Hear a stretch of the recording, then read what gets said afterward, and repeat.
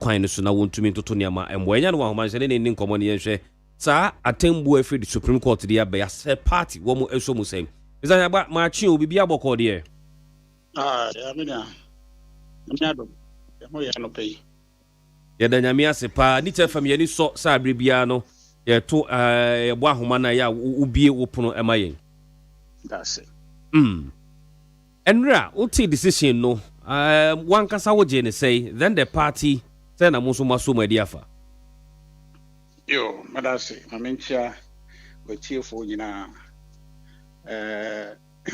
yeah.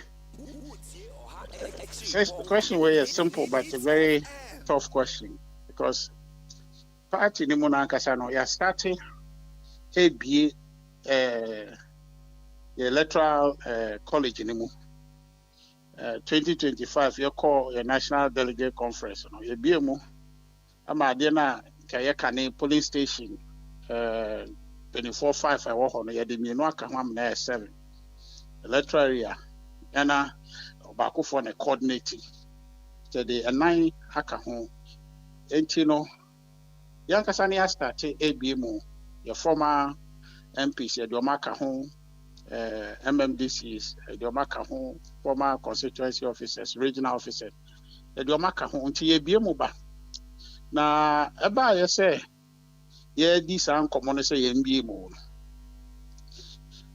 nipa no ana ye di san komo e party mpelifo no eye say bi ni say bi adwene say enye na MBM mu prekope say dia Supreme Court ruling ye be kan na ye hwe ye na yeso na MBM sa no a de kabeba na enne no ye hwe ye ho ye kare ye ho a say sike ya ye ke ye nya amfan yo enti no ye nya nkakra e beduru ho na ya starti na eboabo ye ho kakra kosi da e beduru ho no a obi abetumi aya enti yakasa ye enim say ebi mu kakra deda but say ofiti ya obi mu sa no e ka no e de beba ne de ye nya ready for it ye ni say sika no enti say abana Supreme Court say ye mbi mu prekopa na ato ye question say ma kade no nuti da no yankasa entumi ambie mu prekopa anto won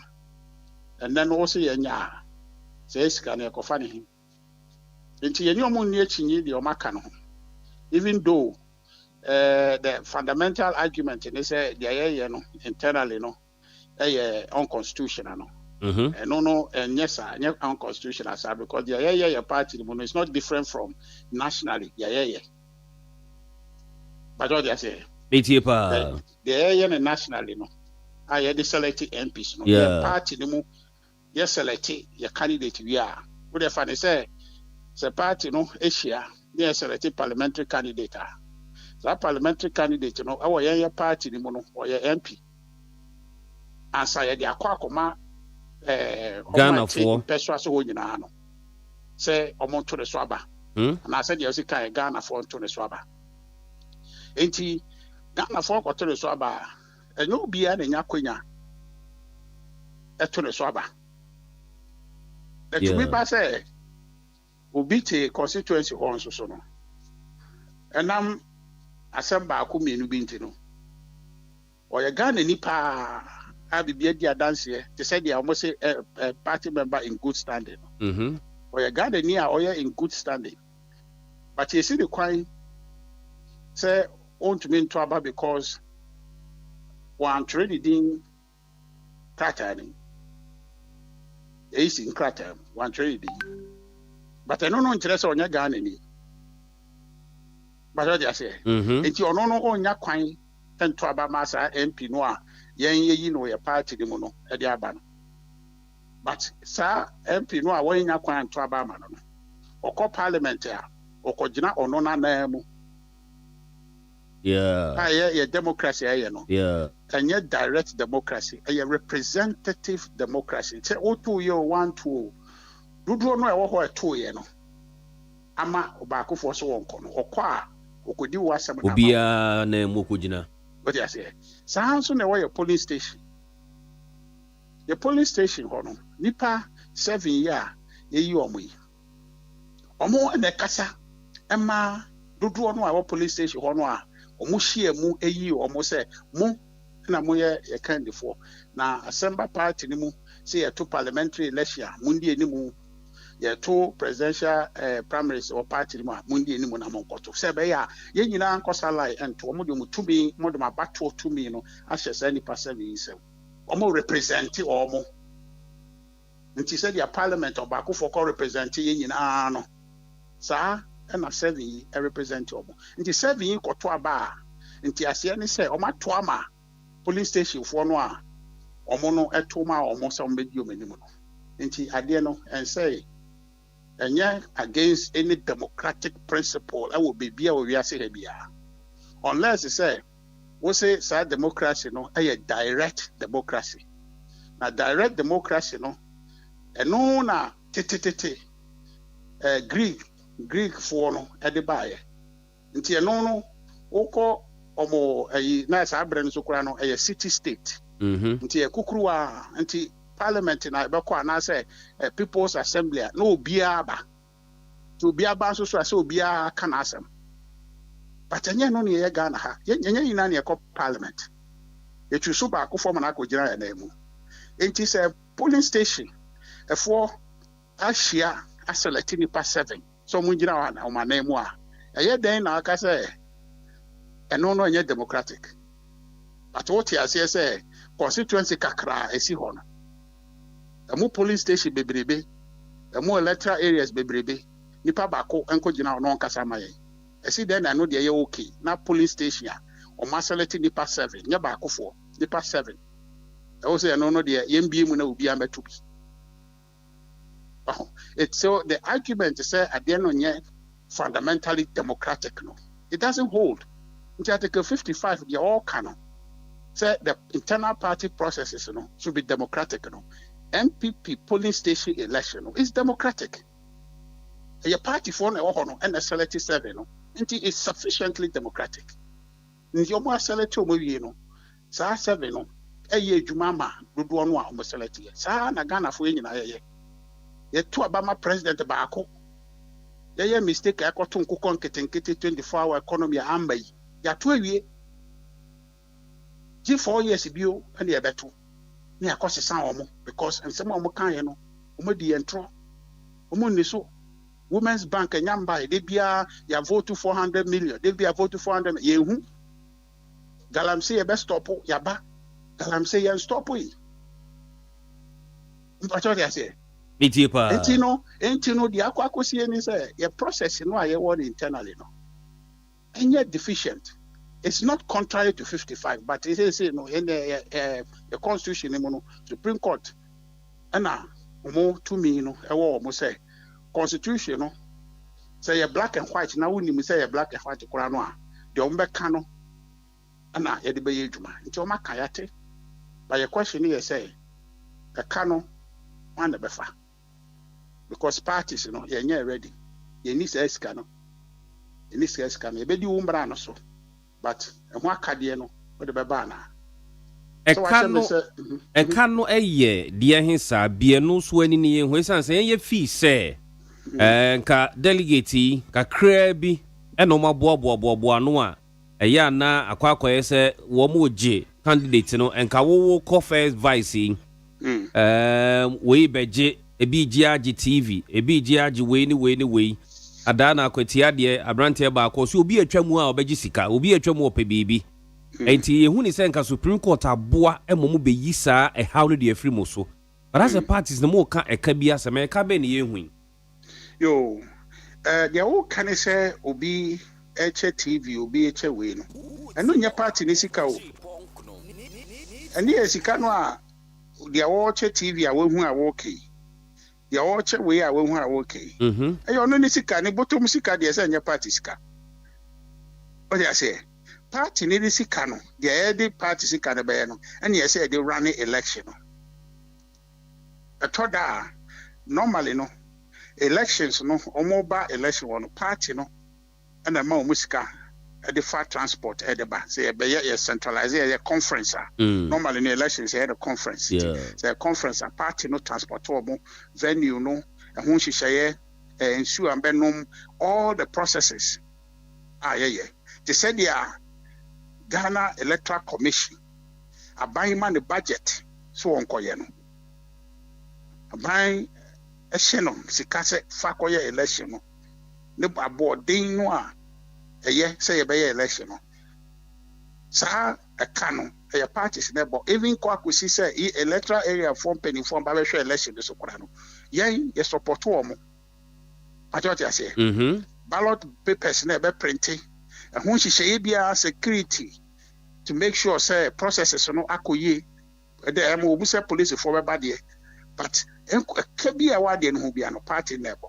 Na sikano ubi edema ubi say or traba mami anasa koyesi mami no nipa ne boto musika eno nya party sika enti sika yenya no through the filing fees na ye charge ni we no ana ye de ye sa de we to enso the party no so e de bika ho na ye de aye but eno no ye for specific number of people you ye so ya won din ya betumi de aye na ye de ato but wo see mbie mu a polling station basically in your polling station nipa be 300 and a party member. Now constituency ones also no your polling stations be 200, 281, 200 and and a war police constituency ho. It is a constituency be a nipa police station be a nipa 300. What do multiply sir your friend is saying number of polling station who dia obenya na no constituency officers beba council of elders patrons beba na some number where you are mobilizing them across the country. What you are telling the parties to do is to do a national election ahead of the national election. It is unsustainable. It's not make culture say yasha see no it is almost say ya culture o my Ghana say obi a o Ghana ni bia no eda no ya abato no ma no nso to bi etira kire say from anopa 7 or say when ya easy best start election so obi anto bi a yempon enti ya say from 7 ekosi be 6 and as 5 no yempon odi won krata ni mu no ambeto sa abre no a ontoye eno ye ni democracy na ewa hin nipa no ko ye Ghana ni esese ono so ede na no tumu bi but emre na wo de tia no enti na want me ambeto the democracy na ewa hin the right no a so de to no what the time e siri kwan what the time e yine frim and also so know how democratic is that enti e bia ye be di asem we echi a na che say obi to me court Supreme Court ho na aka say a ye nyi tab ni free so na enkopem say Ghana ni bia wo abaton krata ni mu no beto no yempon ti beto aba no be 3 days 4 days na obi anya kwan akwakoto uwie ho no to so kura na obetumi aka say ni democracy a eye de hin say me Ghana ni but isi say man tro me din wo mon krata mu ntino minto nti obi betumi ada akwa Supreme Court say nipa no wonyina so ama enne ye Ghana card so obi Ghana card a who hia say watwere din e wo isi krata mu because o ye Ghana ni a odimu enti ye masafo ni nyina enso entubi enti saade a yenyi isi krata ye se ye twere din ye kode ndi badan ye verification ni ade yenyi free ho na Ghana ni bia o Ghana card bia no onko bi eno so ya asem a obetumi de akwasa open democracy said ya yesi kano ewo Supreme Court is a party for ni nyanya then that is where you must go. That's what I say. And you are getting to the point where you open the Pandora's box heading towards absurdity. And asem what happen yeah political parties there any who atrakabia but say adwene ni yesi sikasem a ewo mu ti and the yedi emra we ebadia na akwakoye se twene ani da ho so ye bonchen say we kra no se police station no enipa 300 na ho constituencies no emu ana constituency ni mu no police station no eye be se na bia 50 a obi oye party member bia no se mo ye mo ballot papers na se mo print na so sa nipa ni nyina so Send so the polling station bia no say 200 in the wo na say 300 na wo so police station ho no say printed 300 yeah now the time so the number of police station a work constituency na o hwe sa aka no a ekononim ho na mumu ka no wo no yes e ka no ho enti no ebekwa akowie say filing fee no asa wo pagya mu waho eno so no the democracy no eba because a democracy kwanso no say you can't use cost okay to deny people the opportunity to participate in democracy. And know your democracy, she say, to me first can see obi kwan. Because democracy here, adodo amamu asa to me no, and tiase ne say if nyame ho na eba, wo ye nipa no no. Wo sa to me ne say onso so no o ka bi e fa society na wo mu aya chichire no. It is all this kakoye akwansidie pa sa democracy no. In terms of proper definition of democracy, no, and yet democratic. Because Nipan or Nipa Yawono, Yawon is a Onyesika, and also Monyesika. But what is Kabamuna democracy or so on also a Kamubi. Yes, a Ghana for you now 2 million, a yedia and the idea Ama buying so on Fanya to Mamano. So any Panwa denying us our opportunities of participating. Into a honor crampo, they are a fundamental flaw. How a democracy more Faba. Into a banner, a quite a fast way Yesika. At the election, no, said the Supreme Court canoa. Now I say a page canimua, a page could pepper subia. Nippana Carino, who say, oh, yes, cano, and Fancutia filing fina. When you never into the same thing I all can say, Sika, Bemuamana say, Adiano. Was I at the Kohasi, at the Sika Babe, Abamasa, Nipa, say to me, Gina, a be or no put in a bit to me a Boagana. I say MP before it to be Shannon. Nay, no back nobody anymore say MP, say presidential candidate na all winning Magana or to me be a GN. So any panel we deny this opportunity no based on say parties no. I say it raises a Canadian election. Ya page winning to no on yes cano and family.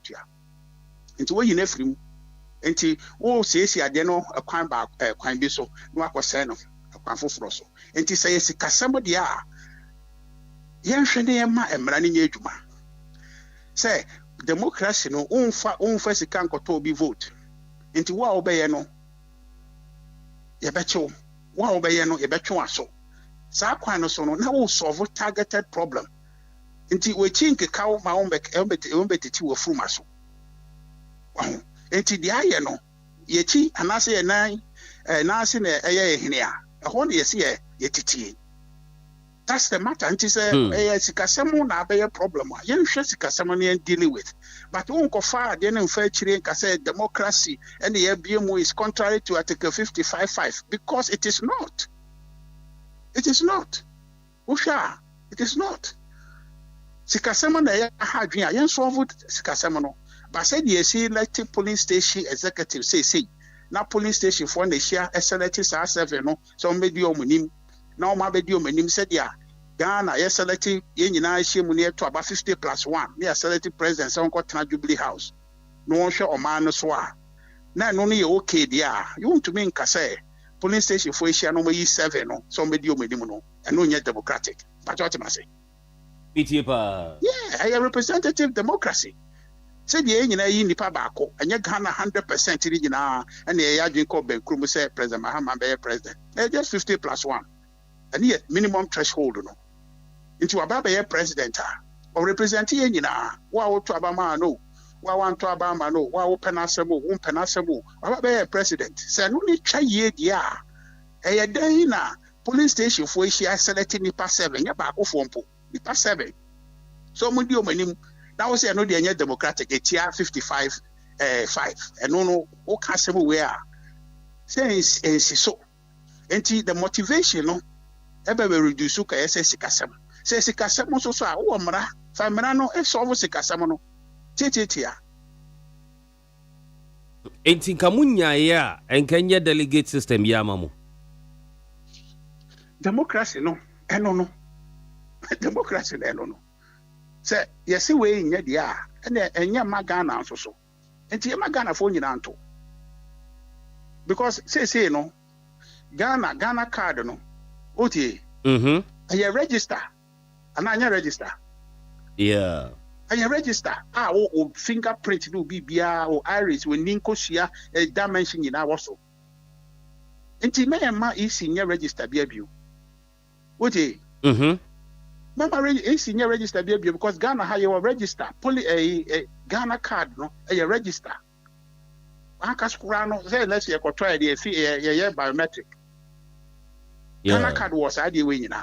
Eno na ade esi kasam ye dey bibia. Enti se saade a Supreme Court nhwe na on ka say isi for no yenya omadwuma say omo ye register no. Ebia ye ma omo ntena ho na omo de omo ye calculation e keke. But register bia na omo nye because Ghana your register kese pa edimu. No cry more robust because idea what to be the year usikasam sika emoja anyasa wo the year usikasam many ye no no and be register the beto aba just say Ghana ni bia ase o to be but ye say no ye mfa anye na isi nye register for fraud ya ye Ghana fo nyina register ye mfa nto nchen na political party ya say members no monto aba ne select nipa 7 Sani pass 7 no embejina manemu and take decision on behalf now say no nya na menti ase wo se enye. Eti mudia mu betui Supreme Court aka say you have to say mo comply with it. Daddy, ya dey be na work. Meka from the region to national executive see. Oh Debbie eno nka ho. Ruling about no only specific to parliamentary and the presidential primaries. Party. Okay. Internal election in the council. Okay, so parliamentary and okay. Presidential. Wow. Okay, Mr. Yagba, yendase yehu the party for no so moka. The debate will keep on and on. Bibi any about bedin komo. That's me. Yeni abema Richard Ahiagba Kasa Edema New Patriotic Party as the National Communications Director. One ena yenene kokodi and komono intino also known from the parties what they are saying. Na okay, eto David Nkra ho. Ane na na de betwa to. They made chat to nyina ne say me so bolo no ewo ho. Intino unhia bia na wa frame me pa so e cancel bolo mesrew uye wedding engagement party na wa frame 0543 428174 0543 428174 ofra na wajibi e de aye wayi. Okay, me da se papa ma mentwa me hombra me ba ye de ho bia beto aso ma ye ba bedin komo na Supreme Court party delegate decision si ho enkomo ye ne political parties ne ba be sinkundwa edin komo uye no to enchan a Attorney General, Special Prosecutor, Enra Supreme Court Kasaye, Edifa ho. Ye ba betu fuel mu. A driver for what is here near mu akasa. Ye ba ye be this anko in the best here. Ghana Montie. Ghana Montie. Ghana Montie. Ghana Montie. Ghana Montie. Ghana Montie. Na mansanya so adawro Kofi man homene so ejiji tonton sansan e wo neat 100.9 FM. You tune into 100.9 FM. Hey, catch it. Listen in here. And you ma beto to dia me baba no hwade no. Twem so betumi a. Hey, asew. Hey, now beka. Ya John to mami ensa duku potomanto. This way chocolate drink. Na kan wo hwe afibia nso beri ni waware ne a. This way chocolate drink. Na kan sia. Oh, asew. We dan kan no tumu ho. Me be mo anu nso wo hye kura dia ka ho. Wo hwade a wapi ho. O ka se batete e da fom ho. This way chocolate drink. Kra cha be pe baba aware yi. Asew. Ye fi ase this way chocolate drink ya sorry anopa no ne yenom. Ye be hye fridge nom no se snack. Ye nya hoho a no ne de serve wo mo. Ye didi wie ne ye pe bibia bogu ya de so a. This way chocolate drink ne yenom. And this way no ti ano a he se kire wom koko wom brick wom bibia wom ade wo hia ne so se. This way chocolate drink. De wo hia ani so se. FDA ahwe se adwede nkratoe mo agye atum se eye.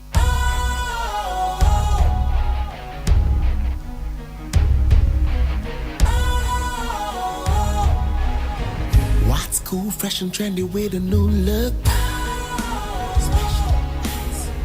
Mix makes you feel real good. That refreshing vibe satisfies you right just the way you like. Do you know? Do you know? Do you know? Ain't gotta do it alone. Specialized makes you flow. Anytime, anywhere. Specialized feel different. Always think specialized. Special Ice Natural Mineral Water. Feel different. Think special. This advertisement has been vetted and approved by the FDA. You tune into 100.9 FM. Montie Oha Extra Ponkno Needs FM. Ghana Montie, Ghana Montie, Ghana Montie. I'm back. Ghana Montie.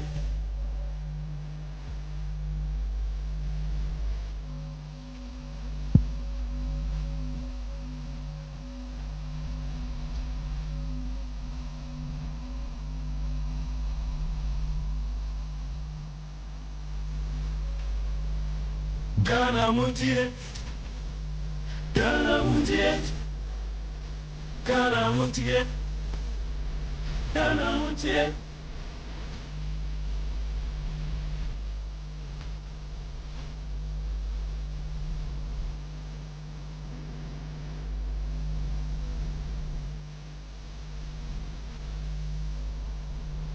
Ghana Montie, Ghana Montie. Ghana Montie, Ghana Montie.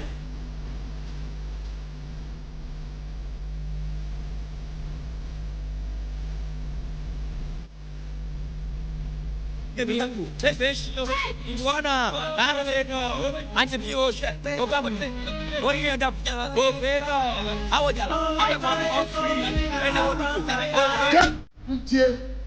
Muntie, number Zanyas at the local young and woman so aged to Sunshine, I would need 100.9 FM.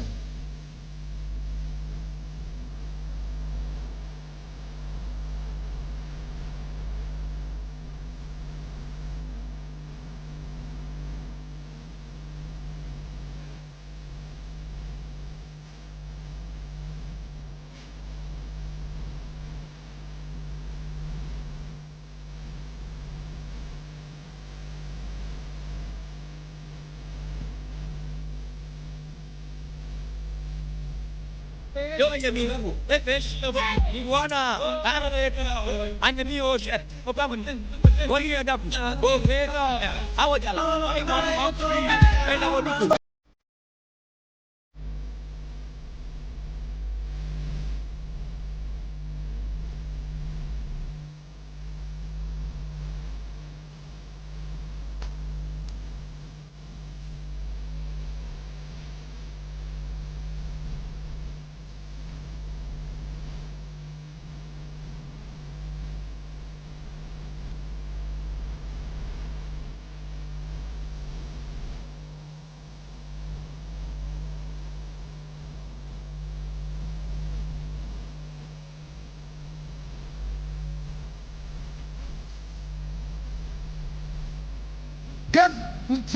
Ghana Muntie, number Zanyas at the local young and woman so aged to Sunshine, I would need 100.9 FM.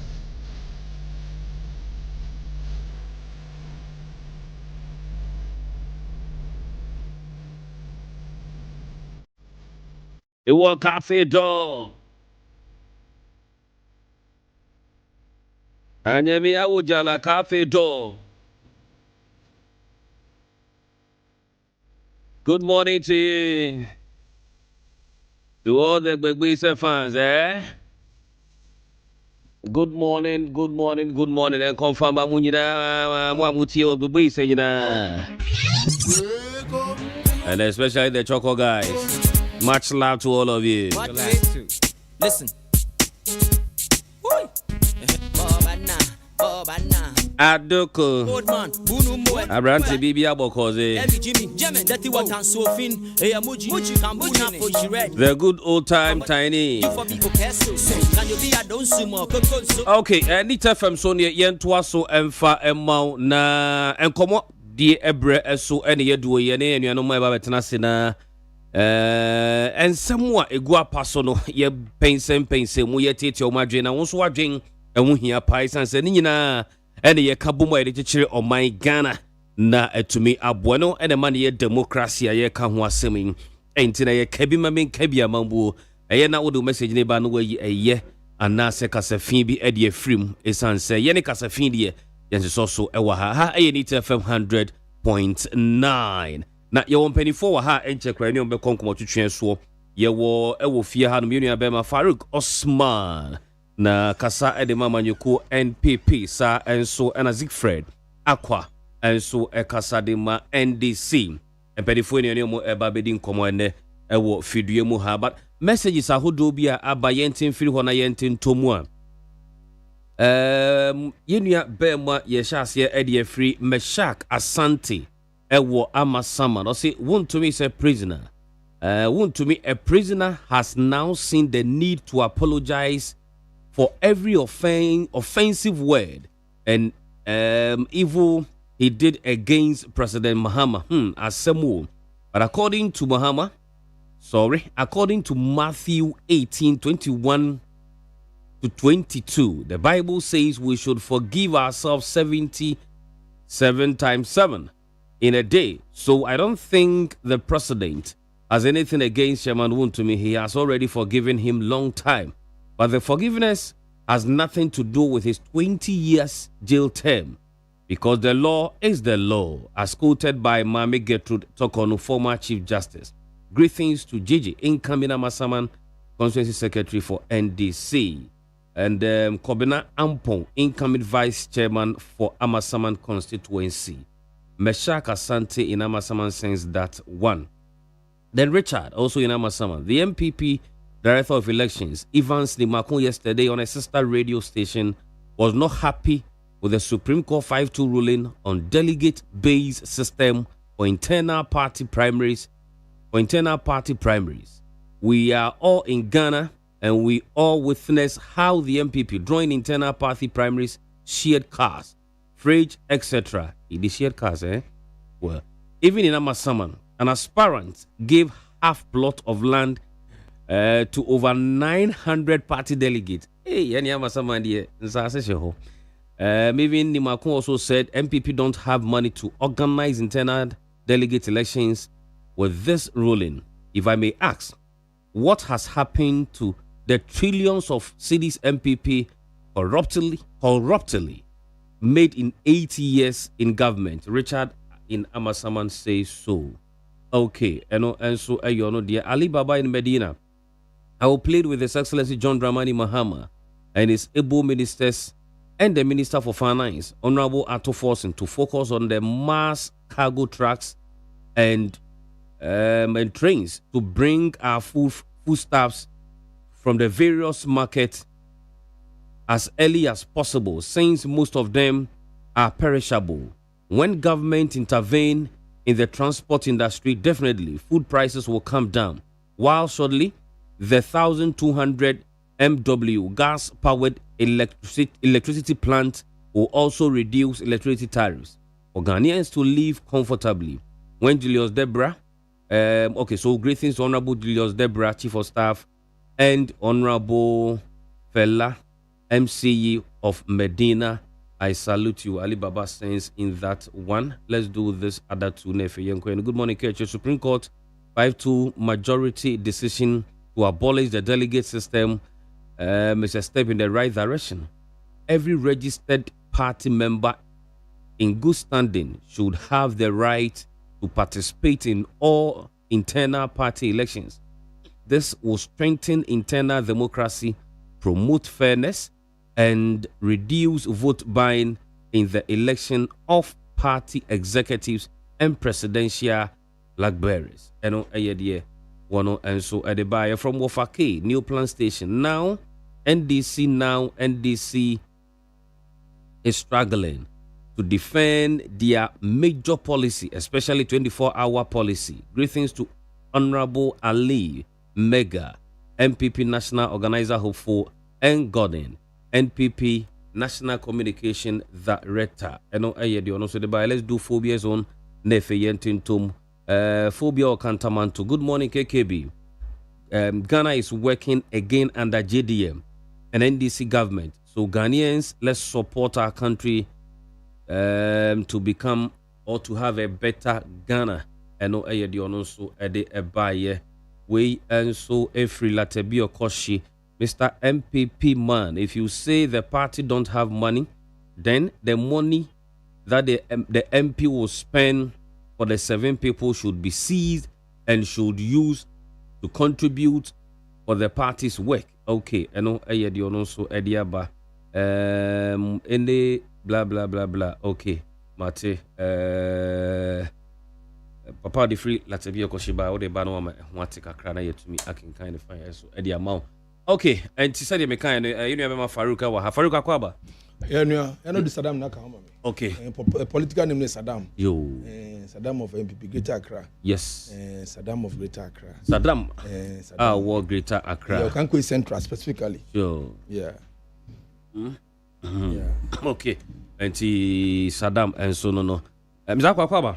Good morning. Bibi Abokodia. I'm Adumo. Great. Party bibi ekoye.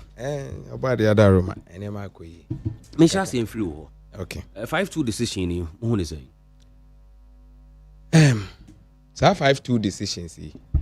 Decision ya Supreme Court for Ediaba. Ewo advantages and disadvantages. But just say uti me. Na Ethiopia.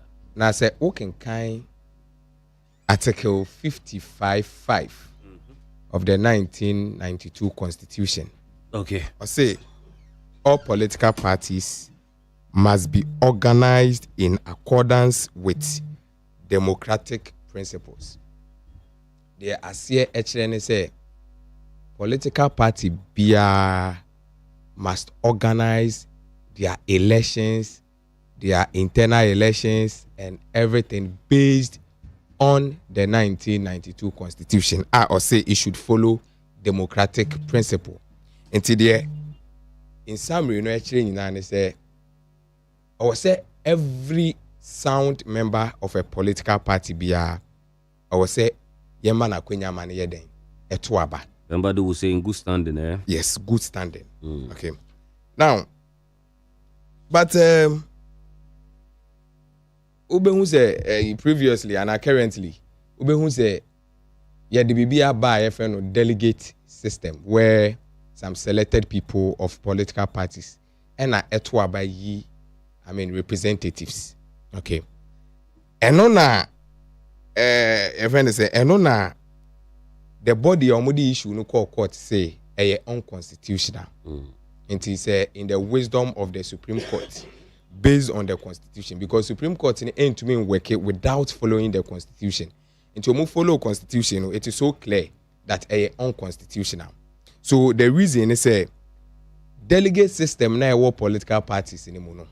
It is unconstitutional. That is number one. And number two, so one of the reasons I made me believe is motivate even these parties to form or to go by this this reasoning. The fact that so we share the previous years both the political parties now they've been increasing their number of delegates. For example, somewhere 2008 baby, I think say not NDC, because let me use NDC for example. Now your delegates total number no around 1,000 something, 1,006 something or thereabout. Now recently I mean your delegate is close to 400,000. The same applies to the MPP. We believe he said they also started from some number and now they've increased it to somewhere 200 and something thousand. So it tells you how our political parties, they are always ready to increase their delegate number. So maybe gradually, say it will get to a time I be every member of the party to vote. So you could also see clearly say political parties, so in the process of going there. So what you say? Now, NDC as a political party, we though there has not been any official document every year party will say your G2 manasi and G2. But one says, I will share your party and believe in any system now.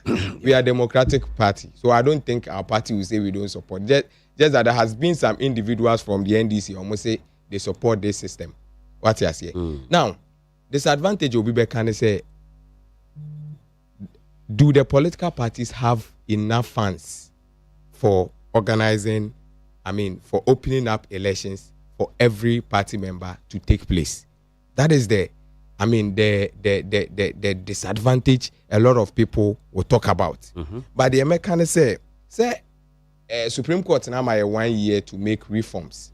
Okay, and they have given mandate to the Electoral Commission not to just supervise, but involve itself in the reform of this new law. And the Supreme Court, in our wisdom, I say, we share decision on my it's not for the internal party elections, but it's for primaries, parliamentary primaries, and presidential primaries. And that is the same thing I had to in the national elections. So what I say, the EC already has the equipment, the EC has the tools. It is a EC now say, I'm organizing election for a minor people, they will be able to do that. Don't forget that the EC organizes election for both parties and the whole Ghanaian. But we NDC in Kwan, don't forget that NDC in Kwan is 1/3 of the whole Ghanaian population. Why do I say 1/3? Say Oshe Ghana, ye wo mo a omuni political party bia. Ye wo mo NDC. Ye wo mo MPP. And ye wo mo other political parties. And to make us a 1/4, sorry. So what you say? And to say if you are organizing an election for 1 out of 4 of the population in Ghana, I don't think it will be a problem. Just that, how is it going to be done? Is government going to support the whole system or not? Because if government is going to support the whole system, that is where the Electoral Commission comes in fully. But the government here now doing say on support the system now, that is a problem because maybe some political parties will not be prepared for this, amendment. But I still believe that 1 year is enough for the political parties to, think through. They have their legal, teams to also think through about this whole process. Now, me own thing be say, especially in our constituencies. MP it means that the decision is based on all of us. So what you say? Now, say you can say some few people and take and as and select leaders and Maya. To me, have always had problems with this delegate system. Because for example, Ebia Kojo any ama eko for MP. To my wisdom, I believe that ama bet me aye jumani ye. But the few people who right to vote, essay Kojo ne bet me aye. That's a woman in our queen to aba. Say a bit to me, ebi ameno make us amano. There are a lot of us almost won't believe said there be ama bit to me. A banisa, you've not prevented some people or you've not infringed on any other person's right. They make an OTS. And for me, I think that only if you are of good standing, mumbi a queen and amount not to aba. Obisubeka say, does it solve vote buying? Entirely. My answer is no. It doesn't solve the problem of vote buying we have in the country. But does it also do a lot of things? Yes. A survey vote buying issue, to about 90% or maybe 95%. In as much as a end to mean survey a survey more than your delegate system. For example, and no anamity argument be from some people. No, almost say time and not delegating small. For example, time and not delegating 1,000. Utumu say no mutueska. They increase it to around maybe 500. Still now for 8 to the extent that almost 400,000. Still people are paying money. But the Americans say ye be muse obia entoa. We are talking about millions of people. close to maybe 20 million or whatever. But what would the American? You open up to 1 million of people. But how much can you pay these people? But you say with the American, you cannot, even if you select to pay some particular individuals. Ebi Obeka say we a constituency chairman. Inti mamin fasika who do we in command. What the money per but ask yourself, is the person going to convince every member of the NDC in the constituency to vote for you? That be so, meaning that if somebody is going to pay an amount of money, the person will not pay huge. Obetuya kakra. So what you say, and gradually, the issue of vote buying will be solved. And at the end also be able say, in the reform, no, I also plead with Omombeye in charge and say, reform, so they should give a proper definition for vote buying. Many will say we don't have any proper definition for vote buying. Sometimes we say so be person or contested elections are a whole ena or ya quine hospitals obi su meska. But let's ask ourselves say oh yeah quine and oh meska. What is the difference? Because at the end of the day, you discount will be just to convince the person to vote for you. Now say oh yeah quine who see school are done. So what does that mean? It means that who see school are done for them to what? Vote for. I am not saying who see school are done but the timing. So what I say. So they should use this opportunity to also reform the whole system in such that proper definition will be given to vote buying. That is number one. And say what's number two, and before I conclude, this is going to solve a huge problem for the young people. Let me use my brother's political party as an example. So we share my brother political parties now. After the delegate have chosen who they want, okay, you have some minor people and some few youth. Kase sankomu bi emu MPP ni bia to abana nke bia nkomo to ma candidate A and candidate B. Ebi ana nkomo anto ama Dr. Mahmoud Bawumia. So what you say? Though I also believe that, and my brother betumi believe say so mu bi emu ebi ana Dr. Bawumia eden awini eno no sa no it becomes free and fair. So what I say? So that young man that was putting his or her hope in your friend is saying Honorable Kennedy Japan, and I say Bakuikra needing to say the other aspirant I do chumne Honorable Brian a champion. So what those people will be disappointed when he cries when you be a other party or be take a decision major party because me believing in Dr. Bawumia. So what I say, but say will be a queen and a Kotuna Bawumia winia. This time round, or because okay, say party in the heading and make a decision because me crime kotubi and I want make a decision a ye nipa way. So it is fair. But you say with the American, and you know, I think say is a good step. It's a good step in the right direction. But so tie analysis one more in terms of money. One can say okay, so a polling station of about any per 300. Okay.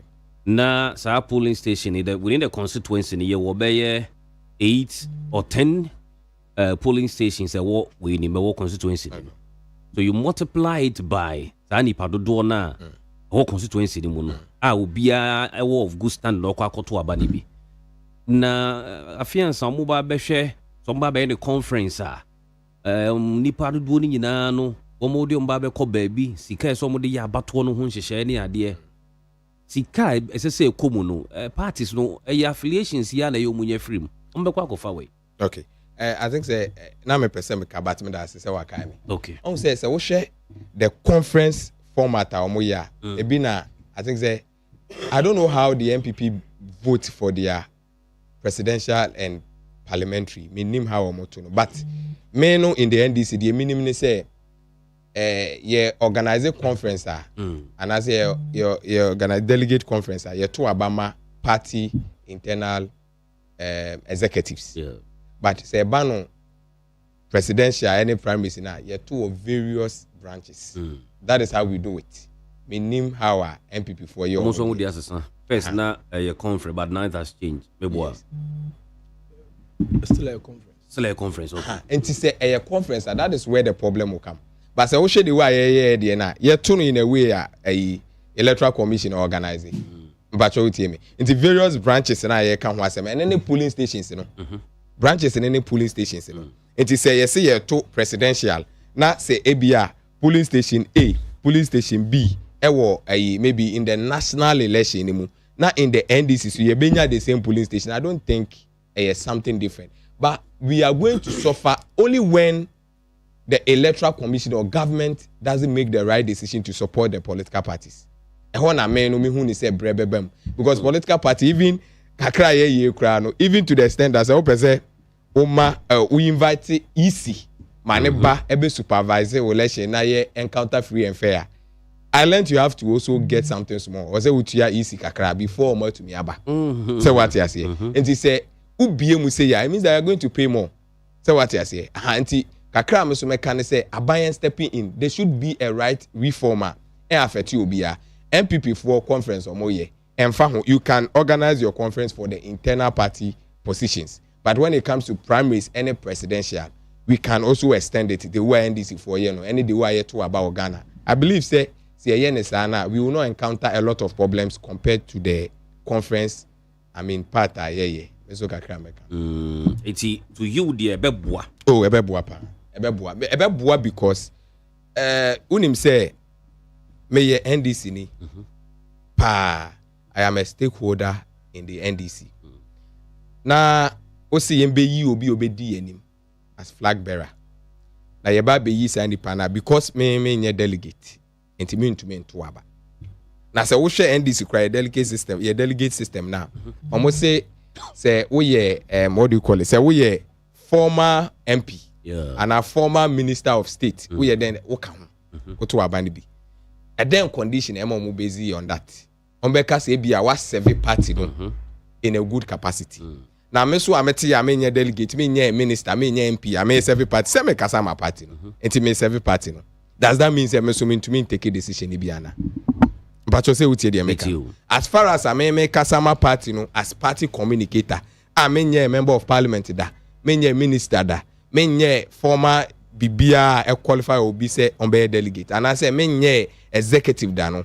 Se me to me kasama party ni ye se me to me come market ene ye maamefo no ekokasa se me to me ene student bi ekasa se me to me ne as landlord am ye NDC ni me to me ne me tenant for ekasa so mon to my NDC a why must you prevent me from voting for whoever leads as a party? So for me I support it. Okay. Adam. Yeah. Ejre. Mama ma ye tie for achi.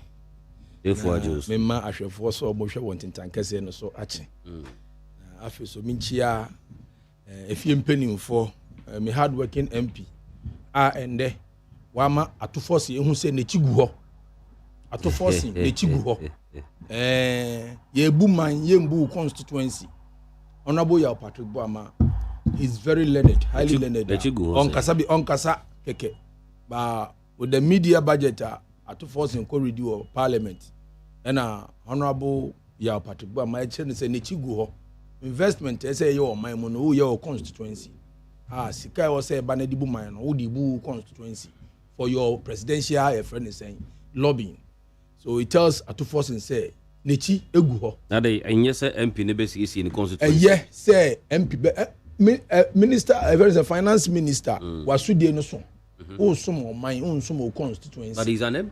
He's an MP, and an MP won the quota of whatever goes to your constituency. And not to the state funds. Want to mean in the not the state funds. Who they are then buy? They say 4 billion, not 40 billion, not 30 billion. What could you do outside? Na ekoi and I buy. Is it so in all? No, you buma. Yes, I want penny for mighty minority. I will defend the party at this stage. Until yes, I bet you can say any ama. Nti me manu sinu maminchia national chief imam Alhaji Dr. Osman no Sharubutu. Amen. Na anopa bibi obi anyama no kwani bi nka ho. Mama religion are lucrative. I am very nice to people and then kremosum e wo soro. Better na say nyama no kwanka ho na. And with regards to this very topic here discussing about delegate system. Yeah. We have the polling station executives as MPP. There were polling station executives. We don't do anything like delegates. Delegates need to say, I'm going to do better also. We have 7 each polling station BR. We call them polling station executives, not delegates. We use this polling station because look at delegates are definition of delegates. What does it mean? What's the meaning?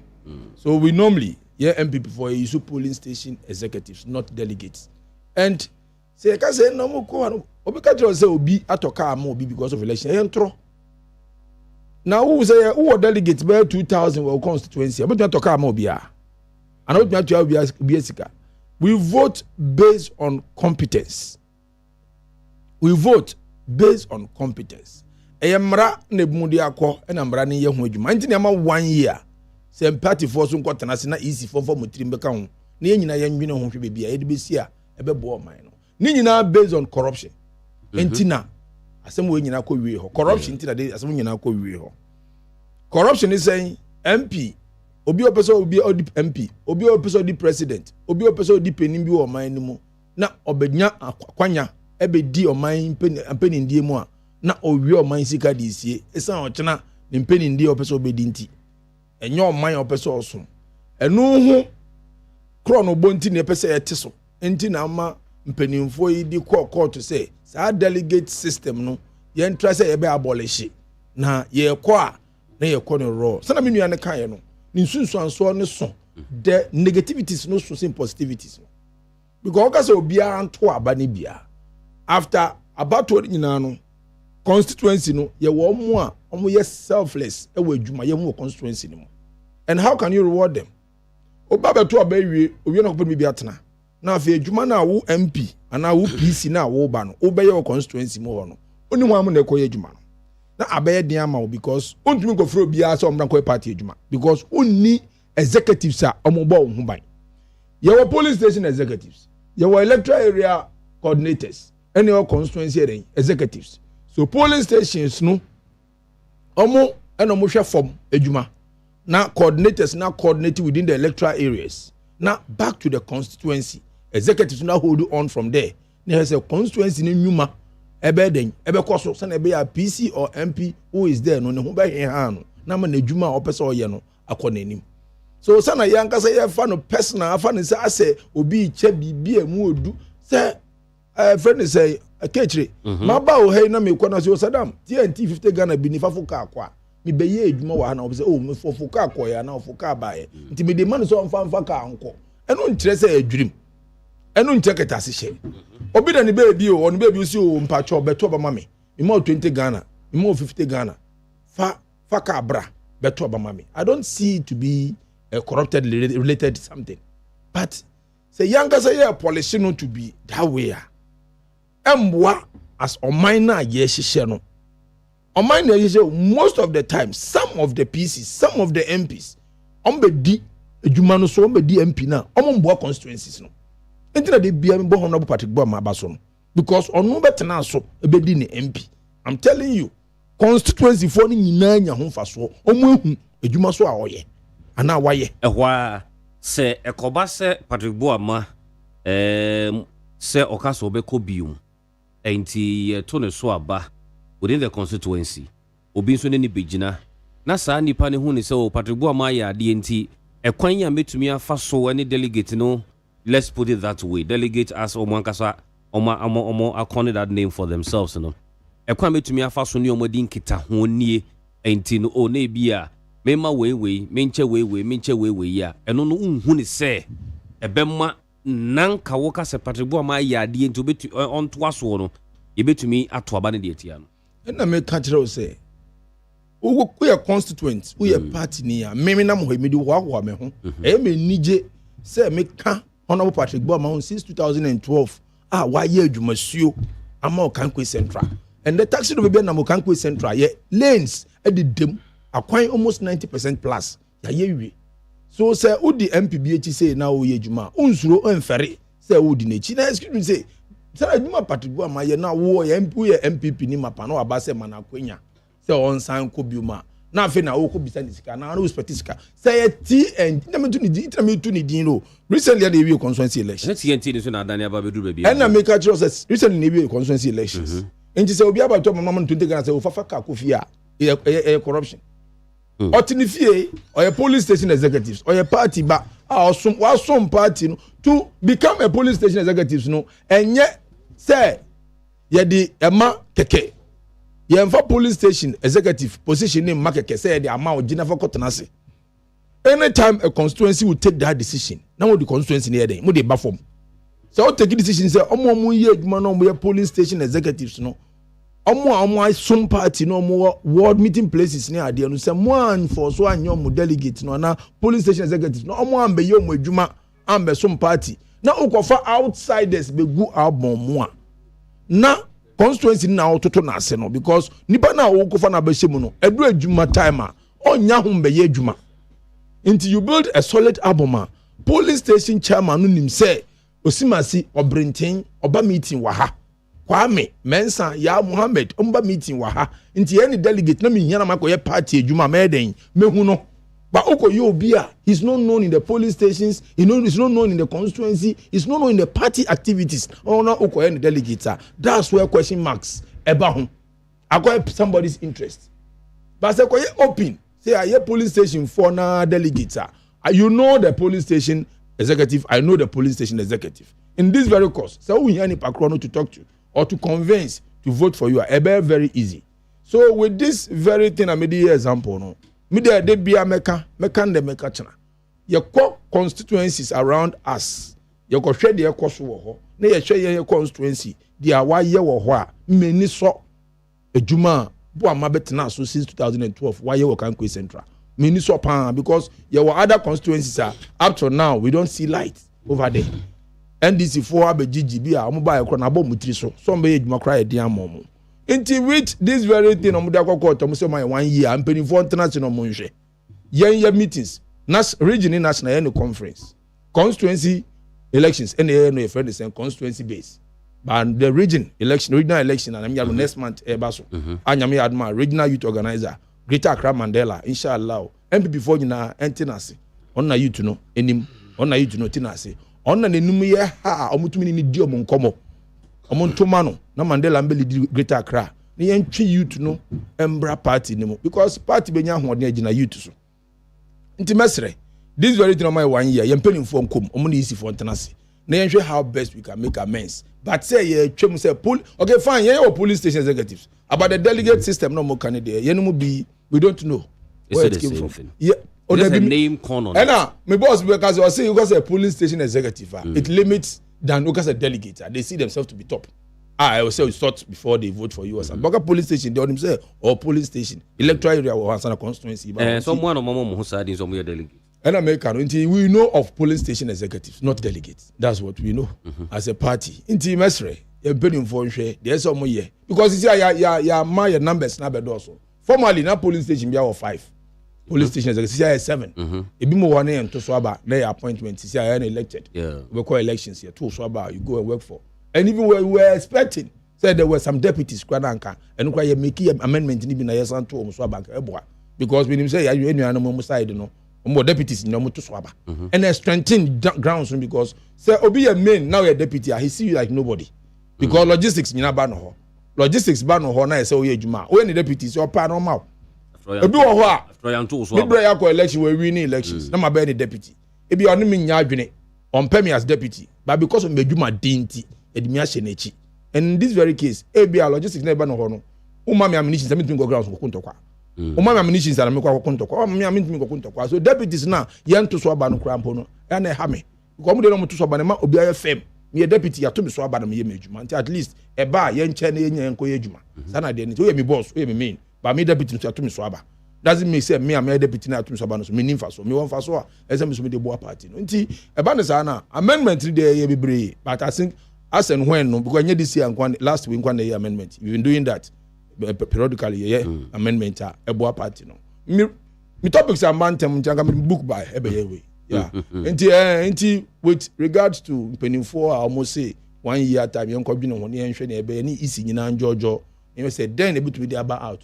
The idea about is increasing the Kakra, but we can't stop this police station. So the issue of organizing the elections, we spoke to our party communications director currently, Ahiagba, or say, how do you see that one?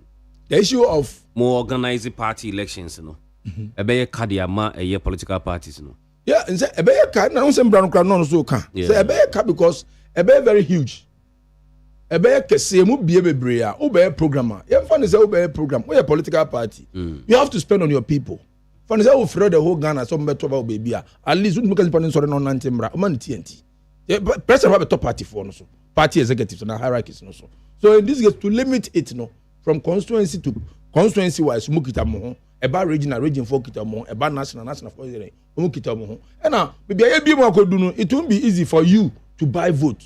This is why we say why ejuma buying vote this time round enye easy mausa because numbers na kwosoro me ka say me o kan go central ha 280 in a better your delegate system so because start 222 no calculate here that's what you get in addition to what we were having already it took almost 1,003 1,004 how can you buy everybody who could scan way that's the first question who call youth organizer who call organizer now who sa amount who could scan way question mark wo nti say na ebie mu no kura no gradually say me gradually we will get there where they want us to get but say mo bia beto abase okita and this beto MPP card no beto ba ma I better take the wrong decision now. And so we can say the same applies to NDC. But it also means say NDC also more check because we say with Obi with good standing no.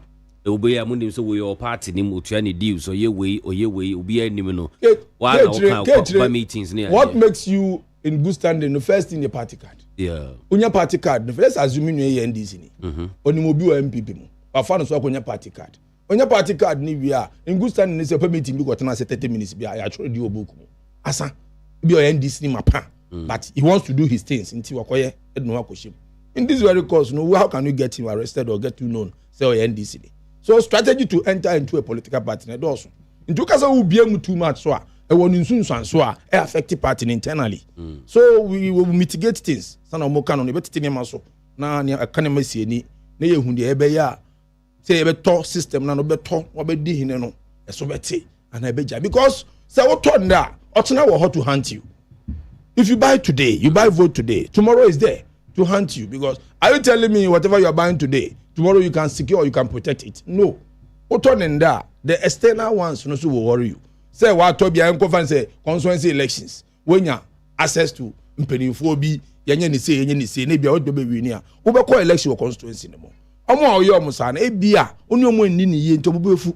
in this course they are not going to selflessly work for you in the constituency in this case it's affecting the party nti na bi ho ayeye no wo ya no ka se wa ye constituency ma ye na wie but bisa won so otena is waiting for you e fa nipa ba akofo so fantini ba ko di mfa na enya fantifo e fa nipa ba akofo so hero bia started ba akofo na ye hero no e na fa no so obi ho excuse my word yes see edin kwase afọ na petumi na nyansafo edi and it's a fact am mo brema and this for go and kohwe that's but they are crying but Montie no mudi na mo enjoy am mo bre ye twin sikan kuntokwa collection centers ye bu mpanimfo obi nana obi papa na obo na sum and mo go they are crying what are their benefits so in this very case one man pa na be kuntokwa wi akot na fi nti eni kwase afọ na petumi na nyansafo edi no mo kan na enu kra in a way so say who petumi obi wo ho a ope party no odo party no owo pepa ema party no nti odo no wato ho ni botom sika crowd ye party adwuma no atwedom aba party no mu sankrofo no yen sacrifice omo mo fa ne kwase anam ho no fa mpretumi ni mawo but ye say bia o me na ye adwuma che na ma ye ni say na wa ye say ntimi yi ni nsi nchen o yi ni nsi nchen wi a otena bi the numbers that follows you know a lot of them and chunk of them will say no chale boy your boss a free ho na your boss agini dia na nipa onye bi dia o ma ye bi di no oni ho be munti je na ye de hu ye dwuma party na bia e bia yenye nti sa de no so affect party nti sa vote buy no e affect party in a way so na me no e vice versa e what the negativities and e what the positivities but as we go on no e be sere mpenin for mo take the right decision my party no na entumi ko ene okay so let's see how it pans out to be na odoye wotema I say good morning President Mahama. Ghanaians are still waiting for the 24-hour economy you promised us. But over 19 months, nowhere to find your 24-hour economy. I want to remind you, the youth are still jobless. And they are crying for their jobs. My regards to incoming Greater Accra Women's Organizer, Nana Isen. Odo Intermasens that one, and this one is from Masaman Kese. Amwani Peter Owasaman Kese say I personally agree with the Supreme Court on because there's been too money in our politics. is a very good idea, but let's wait and see. Regards to Honorable Kwame Owa, Ohene F. Rimpong, Asamankesi MP, okay, and MC Mame Paulina, Mano Answo, Abeli sends another one. Abeli says that Abeli Nungwa, good morning, KKB. Keep up the good work. I'm pleading with the constituency executive across all the regions to vote for competent and solid regional executives that will champion the victory of Dr. Baumia come 2028 general elections. Greetings to our still and maintaining him, Greater Accra Regional Secretary Modai Lai Paka, incoming Greater Accra Regional First Vice Emmanuel Afote, and incoming Greater Accra Regional Treasurer Ni Shipi from Abele Inungwa and Odi Enobaye. But this is just in. So the Court of Appeal ruled that the former Maslok CEO. Okay, so there's a Court of Appeal. I want to ask somebody if you that she's been acquitted and discharged. So we'll get more details about it and pass it once we keep on. But said and what was still on Supreme Court. There's another ruling now. Womo Ediaba Womo and on special prosecutor. Say the 2 minute year ewono. Juma saw you bet to me a year, but he still falls under the Attorney General. A Bassene be or the Assembly, a Court and ABB. should be in line with Attorney General's to me. Yeah, we discussion we was a dihun komo emre bi atwem. At that time I say edi we to me nyina akose AG. I say, oh, initially, you appointed AG for Frono, or you're more of media engagement too much. Kakyire, say, Montie na oye lawyer na oye mfazem obi a me asama bedi wo ho. Okay, so let me just confirm this now. The Court of Appeal has ruled that the former Maslok CEO should be acquitted and discharged. Okay. Also, she's been acquitted and discharged. That is a Sedinam Tamakulu, the former Maslok CEO. Yeah, like I was saying, say my case I bedi wo ho. Na ebedi wo ho na wako engage media. Who engage media na excuse me say me so me comfortable zone.